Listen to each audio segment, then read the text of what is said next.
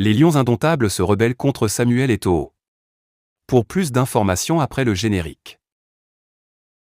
Avant de commencer, n'oubliez pas de vous abonner et d'activer la cloche de notification car cela va vous permettre de ne plus manquer à nos prochaines vidéos. C'est parti!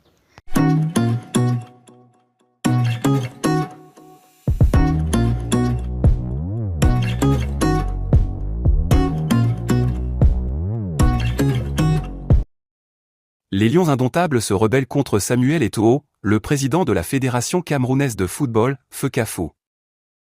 Depuis son élection, Samuel Eto'o, de par son passé notamment, s'est toujours positionné comme un allié des joueurs. Cependant, les récents événements ont mis en lumière un fossé grandissant entre les discours du président et ses actions.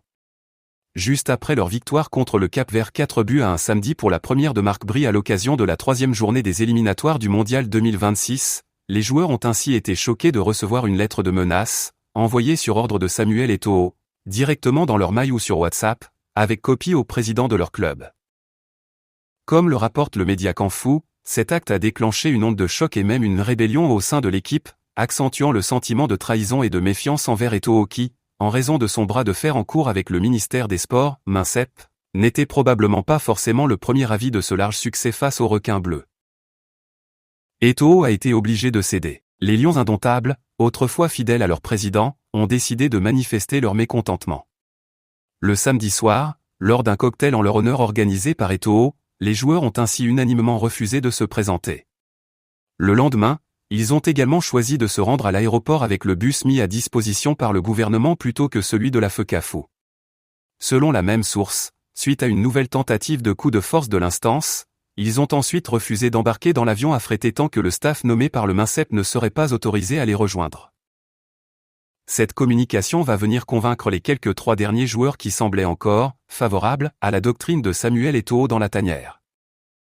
Les Lions indomptables ont donc été surpris de savoir que leur victoire n'était finalement pas accueillie avec joie par celui qu'ils ont toujours adulé. La nuit de samedi à dimanche a été mouvementée. Les incessants appels des clubs pour comprendre ce qui se passe en sélection. Finalement, Eto'o, qui se trouvait à Paris, a dû céder aux exigences des joueurs et se résoudre à perdre ce bras de fer.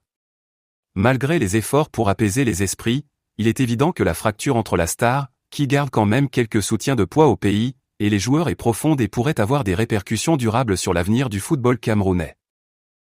Les Lions indomptables, épuisés par des années de tensions et de conflits internes avec Eto'o, aspirent désormais à une stabilité qui leur permettrait de se concentrer uniquement sur leur mission, représenter fièrement le Cameroun sur le terrain. C'est ce qu'ils auront en tête mardi soir au moment d'entrer sur la pelouse du Stade national du 11 novembre de Luanda, où ils défieront l'Angola, pour la 4e journée des éliminatoires de la Coupe du Monde 2026.